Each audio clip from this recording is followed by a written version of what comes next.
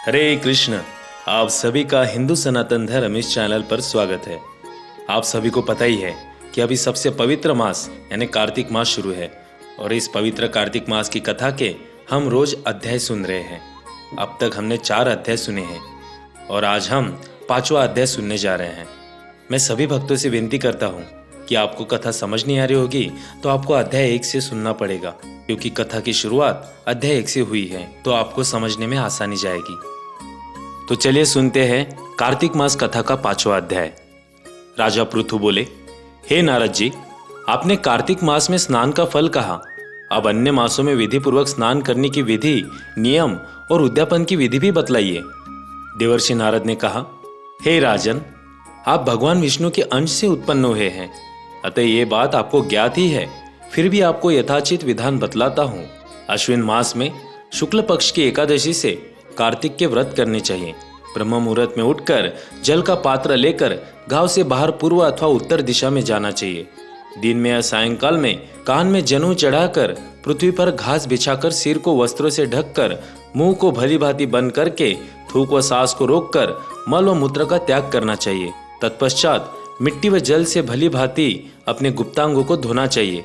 उसके बाद जो मनुष्य मुख शुद्धि नहीं करता उसे किसी भी मंत्र का फल प्राप्त नहीं होता है, अतः दांत और जीभ को पूर्ण रूप से शुद्ध करना चाहिए और मंत्र का उच्चारण करते हुए दातुन तोड़नी चाहिए।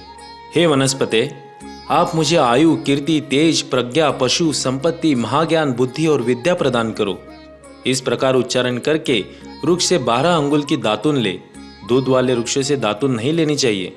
इसी प्रकार कपास, कांटेदार वृक्ष तथा जलीय वृक्ष से भी दातुन लेना मना है, जिससे उत्तम गंध आती हो और जिसकी टहनी कोमल हो, ऐसे ही वृक्ष से दंत धावन ग्रहण करना चाहिए।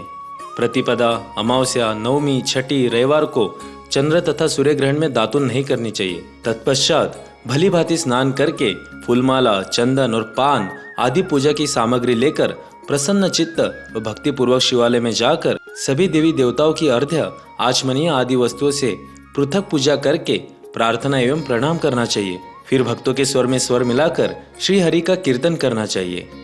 मंदिर में जो गायक भगवान श्री हरि का कीर्तन करने आए हैं उनको माला, चंदन, तांबुल आदि से पूजन करना चाहिए, क्योंकि देवालयों में भगवान विष्णु को अपनी तपस्या, योग और दान द्वारा प्रसन्न करते थे, परंतु कलयुग में भगवत गुणगान को ही भगवान श्री हरि को प्रसन्न करने का एकमात्र साधन माना गया है।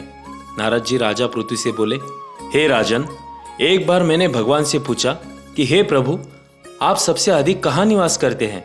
इसका उत्तर देते हुए भगवान ने कहा, हे नारद, मैं वैकुंठ या योगियों के हृदय में ही निवास नहीं करता, अपितु जहाँ मेरे भक्त मेरा कीर्तन करते हैं मैं वहाँ अवश्य निवास करता हूँ। जो मनुष्य चंदन, माला आदि से मेरे भक्तों का पूजन करते हैं उनसे मेरी ऐसी प्रीति होती है जैसे कि मेरे पूजन से भी नहीं हो सकती।